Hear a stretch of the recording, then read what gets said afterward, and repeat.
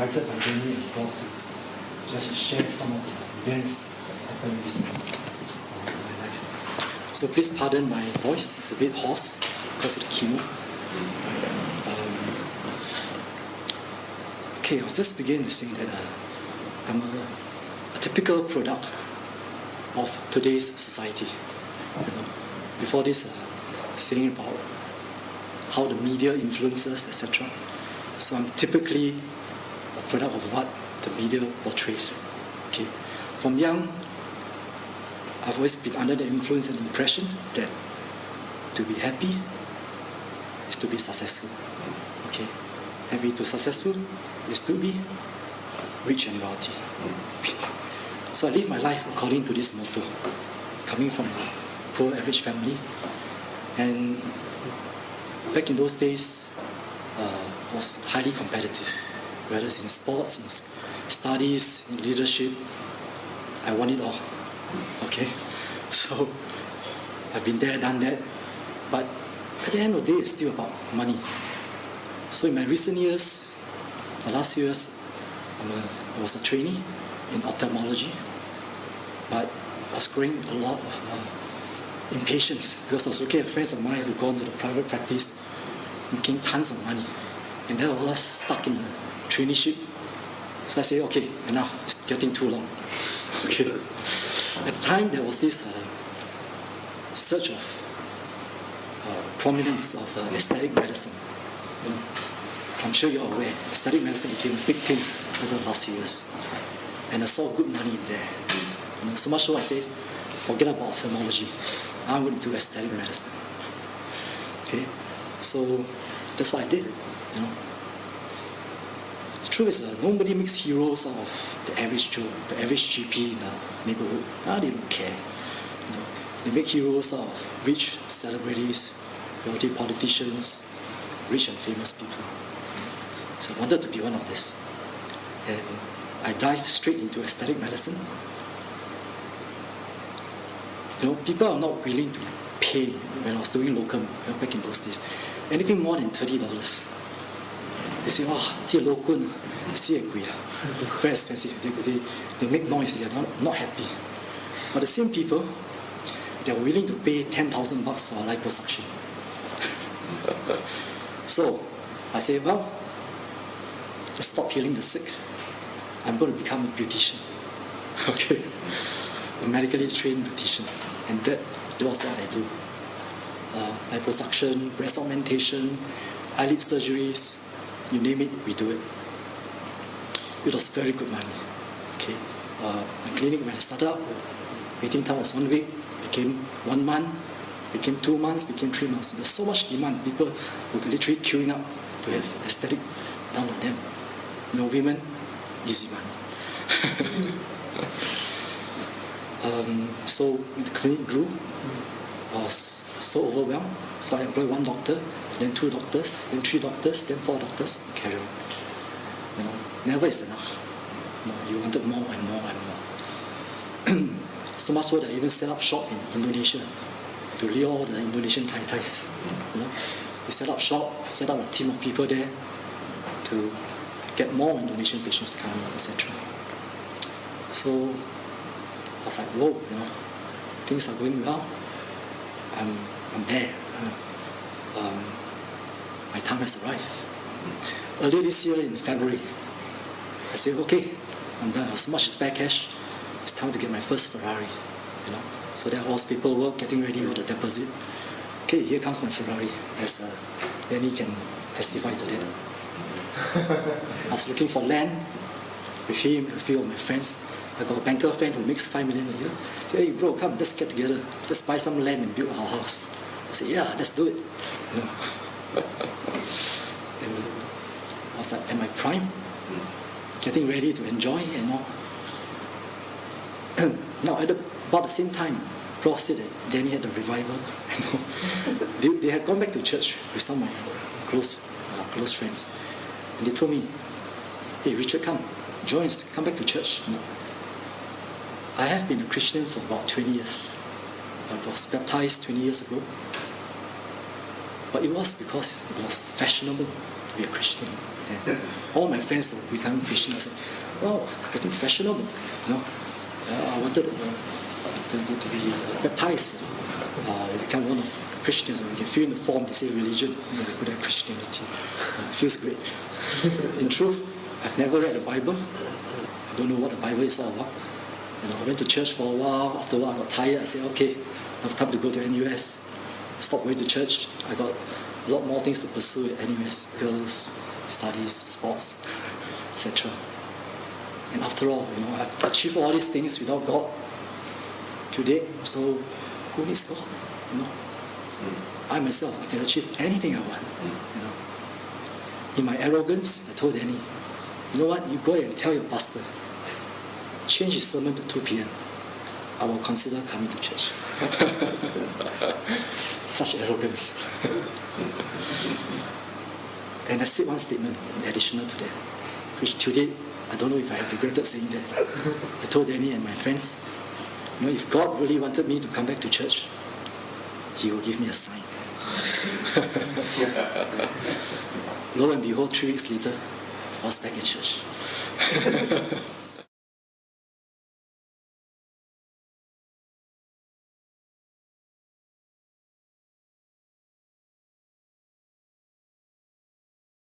In March this year, out of the blue, nowhere, I was still running around because I'm a gym freak. I always go to the gym, training, running, swimming, 6 days a week. I had some backache, and that's all I had. But it was persistent, And so I just went for an MRI just to exclude any prolapses. And the day before I had the scan, I was still in the gym, lifting heavy weights, doing my squats. And the next day, they found that half my spine had a bone marrow replacement. I was like, whoa, sorry, what's that? We had a PET scan done the next day, and they diagnosed that I had a terminal lung cancer, stage 4B. It has already spread to the brain, to half the spine. The whole lungs was all filled with tumors, liver, adrenals. I said, can't be, I was just at the gym last night. What's going on? So, I'm sure you know how it feels. I don't know actually, you know how it feels. Okay, one moment there, I was there at the peak. And the next day, this news came and I was just totally devastated. The whole world just turned upside down. I couldn't accept it, I have 100 relatives on both sides, my mom and my dad, 100 of them. And not a single one of them has cancer. To me, in my mind, I had good genes. Good genes. I'm not supposed to be having this. Some of my relatives are heavy chain smokers. Why am I having lung cancer? I was in denial, extreme denial. So, next day, the day after, still in a state of denial, still unable to accept what's going on, still asking myself. There I was lying in the operating theatre in the hospital. What they did was a needle biopsy. They need to do the histology. So there I was, just completed the biopsy, and lying in the operating theatre, the nurses and the doctors have left. They say, you can wait for about 15 minutes to check on the chest x-ray, make sure there's no pneumothorax after the biopsy. So there I was lying on the table, staring blankly at the ceiling, in a cold, quiet OT. And suddenly I just heard this inner voice. It was not like coming from outside. Right? It's just a very strong inner voice that I've never felt at the moment. And it said very specifically, he said that this has to happen to you at your prime because it was the only way, because it is the only way you can understand. I said, whoa, where did that come from? When we speak to ourselves, we say, okay, what time should I leave this place? Or where should I have dinner after this? We speak from a first person point of view. We don't say, where should you go after this? Where's this voice that speaks from a third party? It says, this has to happen to you at your prime because it is the only way you can understand. I was overwhelmed. Emotions just overflowed. I broke down, I cried, alone there, and I knew days subsequently what it means to understand that why this is the only way. Because I was just so full of myself, the whole life. I needed nobody else. I was gifted with things that I can do. Why do I need anybody else? Just so full of yourself that there's just no other way I could have turned back to God. No other way. In fact, if I was diagnosed with stage 1 or 2, I'll be looking around busily for the best cardiothoracic surgeon. Remove a section of the lobe, open lobectomy, do a preventive chemotherapy. The chances of it to be cured extremely high. Who needs God? But at terminal stage 4B, no man can help you. Only God can. And a series of events happens after that. I wasn't sold to that because of the inner voice. I became, believing in prayers. And no, I wasn't. To me, it was just maybe, there was a voice. Maybe that was me talking to myself. I didn't buy the story. Okay. And what happened next was I was being prepared for chemotherapy. I started off with a whole brain radiotherapy first. It takes about 2-3 weeks. In the meantime, they prepared me for chemotherapy, supplements and all. And one of the things they used for chemo was this thing called Zomita. Zomita, they use it to strengthen the bones. Once the bone marrow replacement, the cure of the cancer cells becomes hollow. So you need to strengthen the bone to prevent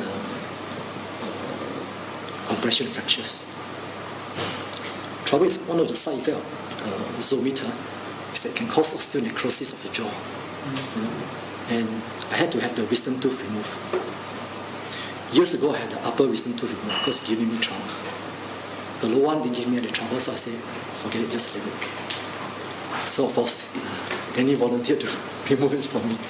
Okay, so then I was lying there on the dental chair, asking myself, suffering all the side effects of radiotherapy, and now I have to go through wisdom tooth surgery as if I'm not bad enough to suffer. So I asked Danny, hey bro, is there any other way? Can I don't go through this? He said, yes, you can pray. So what's there to lose? Pray, right? Okay, let's pray. And so we prayed. And we did X-ray after that, just to get ready. Everything was all there, all the appliances, everything.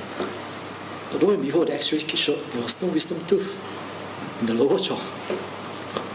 Well, I know most people do have 4 wisdom teeth, maybe some have none.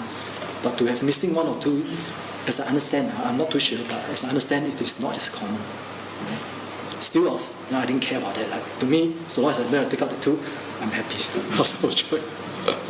Okay, I haven't. See, at this point, I'm still not sold on prayers, right? Maybe it's just a coincidence, for whatever it's worth. Okay. And continue meeting my oncologist, asking him, so how long do I have? I asked him. Not more than 6 months. He said, even with chemotherapy, about 3 to 4 months, he says. I can't grasp that. It's a bit difficult to come to terms. So even though as I went through radio, I was struggling every day, especially in the morning, wake up, hoping that it was just a nightmare. When you wake up, it's all over. Sorry, that didn't happen. And as I was struggling day over day, I went into depression, which is the typical denial and depression and blah blah blah that you go through.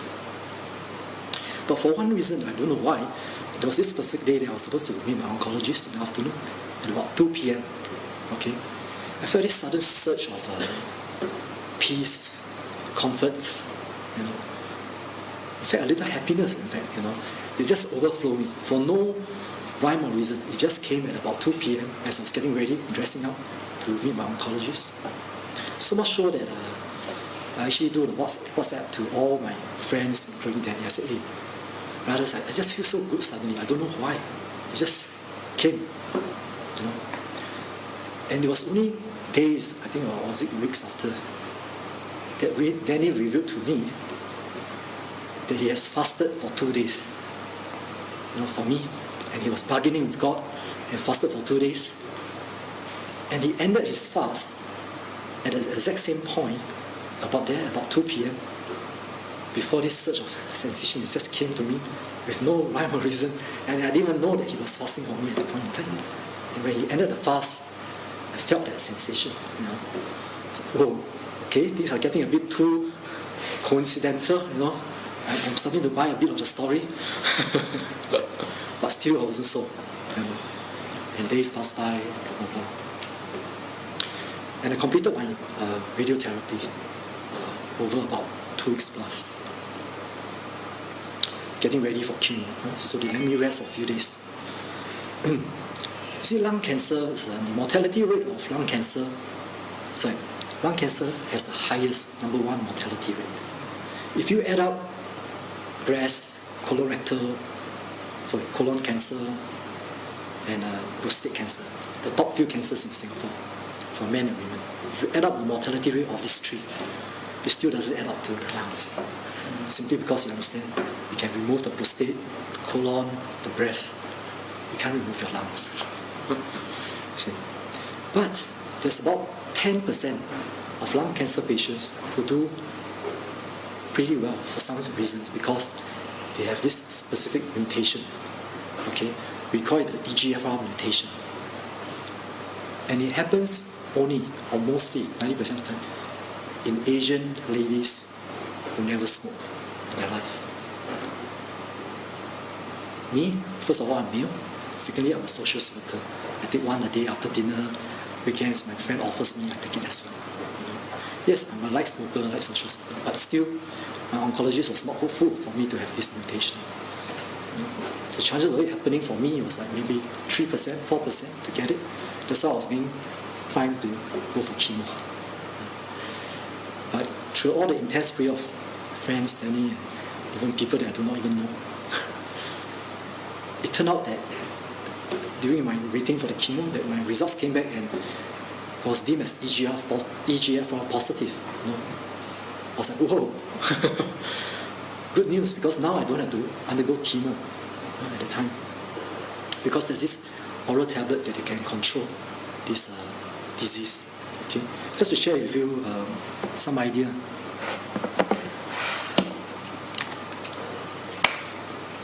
Just give me a minute.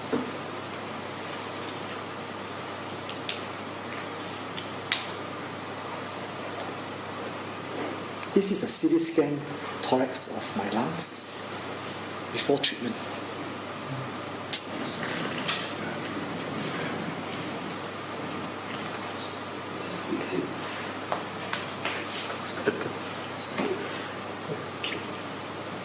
Can you see it? Yeah. Okay. See over there. Every single dot there is a tumor. Alright? You can see all the mats to the. This is just one single plane. Literally, I have it in both lungs, and we're talking about very tens of thousands of tumors in the lungs. And that's why the oncologist told me, even with chemo at most, 3 to 4 months. But because of this mutation, they have this oral medication. This is what happens after about 2 months of treatment. As you can see over here. Over here, okay? You see over there. This is what God can do. Okay. And that's why I'm still here, having this opportunity to share with you. Okay. As you can see over here, the difference between before and after treatment. At that point, I say, well, it's to be expected, isn't it? The medicine is good. I'm still not buying the story. You guys pray for me and all. And so I begin to recover.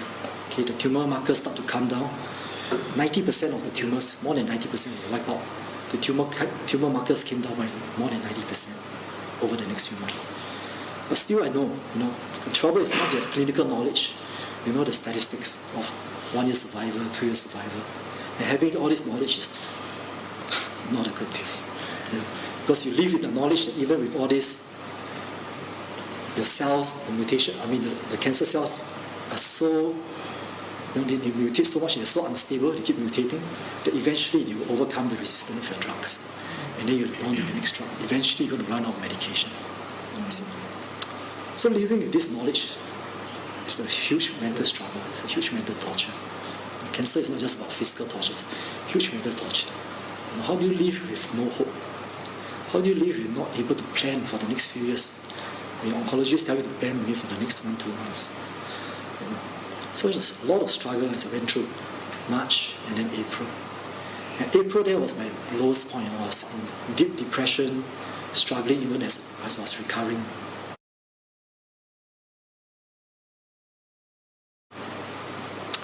And one of that day, I was there in bed, struggling in the afternoon, asking God, why is it me? Why do I have to go through this suffering? Why do I have to endure this hardship and struggles and all? Why me? And as I fell asleep in my dreamy state,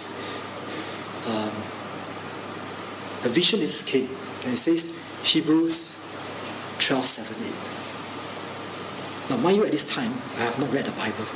Okay, I have no clue what is Hebrews. I don't know how many chapters are there or verses. I'm totally clueless. But it says Hebrews 12:7-8, very specifically. I didn't think too much of it. I just continued sleeping. Then I wake up. I say, what's there to lose anyway? I just check it out. Danny bought me a Bible. It's still quite new. So I said, okay, let's try. So I flipped to the Old Testament. Hebrews to me sounds like something very ancient, right? It has to be in the Old Testament. I flipped through the Old Testament. I found no Hebrews there. I was so disappointed. I said, okay, maybe in the New Testament. I said, oh, wow, it's in New Testament, Hebrews. And it says Hebrews 12:7. Hebrews 12:7 says, endure your hardship as discipline, as God is treating you as His children. I said, whoa. Where did that come from? I was having goose pimples all over my body. I said, this can't be right. I mean, what's the chance of somebody who has never read the Bible to have a vision of a chapter of a specific verse that answers my question directly? Having God talk to me as I was there sleeping, struggling, asking God, why do I have to suffer? Why do I have to suffer this?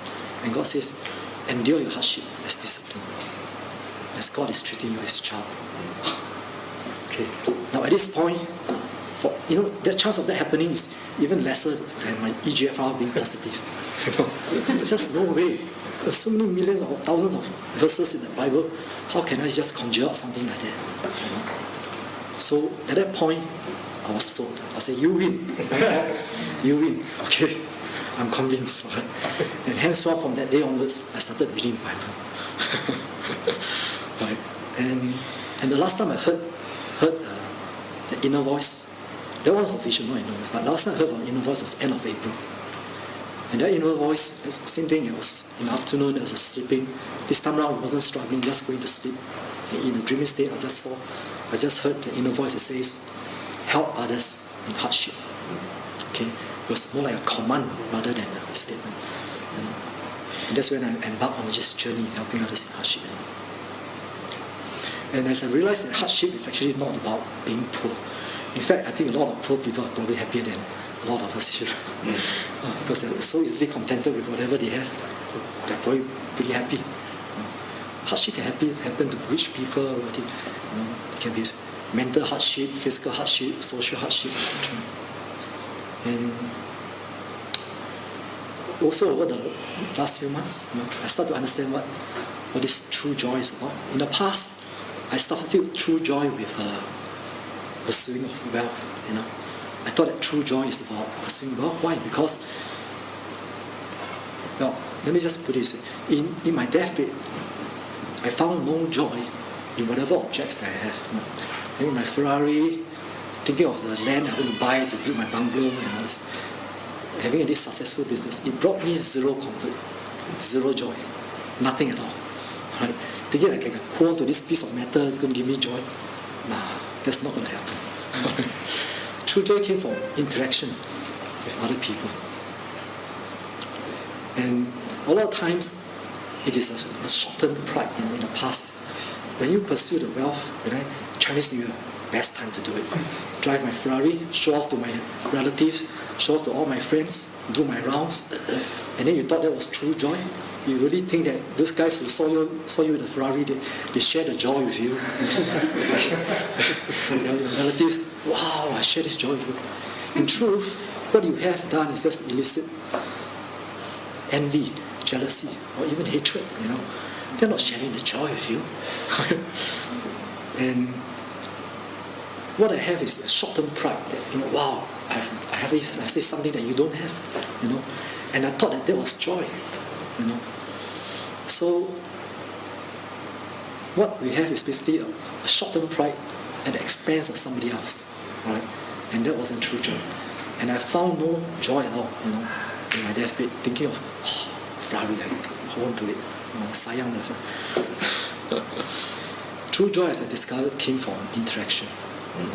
Over the last few months, when I'm so down, interaction with my loved ones, my friends, my brothers in Christ, sisters in Christ, when you need them, when you need to be motivated, when you need to be uplifted and all, they share your sorrow, they share your happiness. That's true joy. Make you smile. True joy came from helping others in hardship. And because I've gone through this, I know what hardship feels. In fact, some cancer patient who tells me that a lot of times people come to them telling them, stay positive, stay positive. Yeah, right. You come in my shoes, you try to stay positive. They don't know what they're talking about. But I have the license.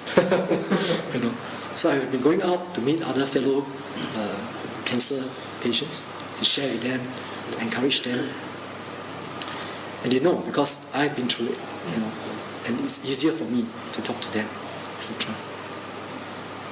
And most importantly, I think true joy comes from knowing God.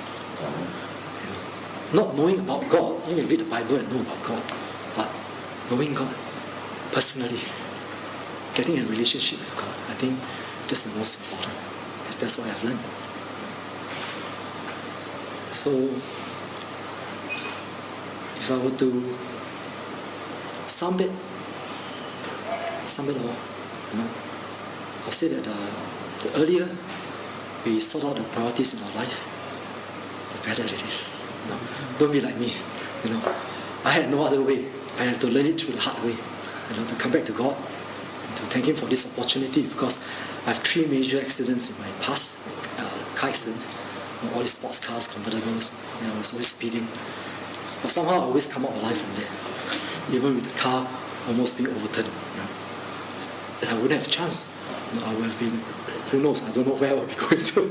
Even though I was baptized, it was just a show. But the fact that this has happened gave me a chance to turn back to God. A few things I learned though. Number 1 is to love the Lord your God with all your heart. Okay, this is so important. Number 2 is to love and to serve others, not just ourselves. There's nothing wrong with being rich or wealthy. I think it's absolutely alright, because God has blessed the Bible, as you've read. So many people are blessed with good wealth. But the trouble is, I think a lot of us can't handle it. The more we have, the more we want. I've gone through that, And the deeper the hole we dig, the more we get sucked into it. So much so that we start to worship wealth and lost focus in God. Instead of worshiping God, we start to worship wealth. And it's just a human instinct. It's just so difficult to get away. And we are all professionals here. And when you go into private practice, for example, you start to build up wealth inevitably. So my thoughts are, if you start to build up wealth, when opportunity comes, do remember that all these things doesn't belong to us. We think we own it, we have the rights to this wealth. The truth is actually God's gift to us. Remember that it's more important to further His kingdom rather than to further ourselves. Okay. For me, I think I've gone through it, and I know that wealth without God is empty. It's more important that if you have the wealth, as you're building up subsequently as professionals and all, I think you need to fill up the wealth with God. I think that's about it. to share. Okay. Okay.